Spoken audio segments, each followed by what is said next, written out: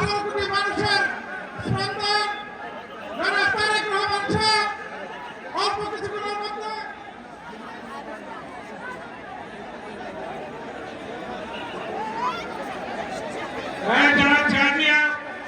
যারা চেয়ার নিয়ে মারামারি করতেছেন প্লিজ থামেন আপনারা।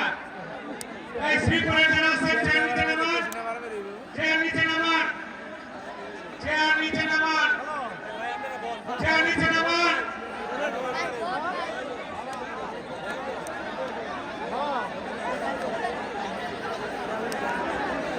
সংগ্রামী সাথী বন্ধুগণ, অল্প কিছুক্ষণের মধ্যে ময়মনসিংহ বিভাগ থেকে আমাদের মাঝে আমাদের প্রাণপ্রিয় মানুষ, যার জন্য আমরা 18টি বছর ধরে অপেক্ষা করছি, সেই 18 কোটি মানুষের স্পন্দন আমাদের প্রধান অতিথি বিএনপির চেয়ারপারসন জনাব তারেক রহমান আমাদের মাঝে উপস্থিত হবেন।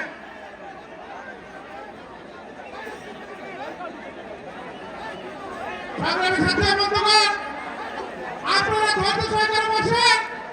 অল্প কিছুক্ষণের মধ্যে আমাদের প্রধান অতিথি এসে পৌঁছাবেন। আমাদের গাজীপুর 5টি আসন, 5টি আসনে ধানের শীষের প্রতি সর্বোচ্চ ভোট বিজয়ী হবে ইনশাল্লাহ। সর্বত্র ধন্যবাদ। বাসন্তরা জিন্দাবাদ, বাংলাদেশ জিন্দাবাদ। এই পর্যায়ে বক্তব্য দেওয়ার জন্য আহ্বান জানাচ্ছি কাশীপুর মেট্রো থানার সম্মানিত সভাপতি জনাব আলী হোসেন সাহেবকে তার বক্তব্য দেওয়ার জন্য আহ্বান জানাচ্ছি। আপনারা দয়া করে শান্ত হন, আপনারা দয়া করে শান্ত হন। যারা চেয়ার নিয়ে করতে শান্ত হন, আমরা আমাদের বক্তব্যটা শুনি। আপনারা দয়া করে একটু শান্ত হন সবাই। আমাদের বাংলাদেশ জাতীয়তাবাদী দল বিএনপি সম্মানিত চেয়ারম্যান সাহেব আসছেন, আপনারা দয়া করে শান্ত হন সবাই।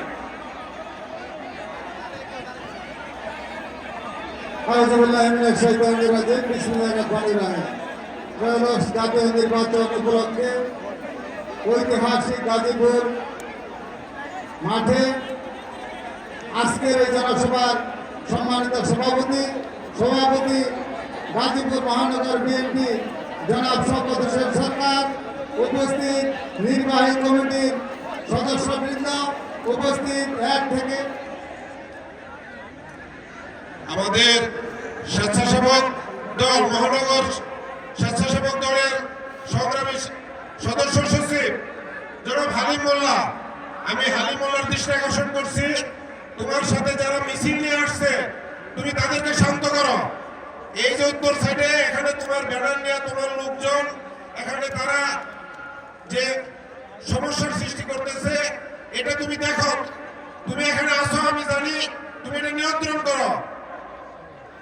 হালিম, এই যে চেয়ারের উপরে যারা উঠেছে এবং আমাদের যারা ইলেকট্রনিক্স মিডিয়া এবং প্রিন্ট মিডিয়ার কাজ করবে তাদের উপরে যারা উঠেছে, আমি তাদের অনুরোধ করবো আপনারা নেমে যান প্লিজ, আপনারা ওই চৌকি থেকে নেমে যান।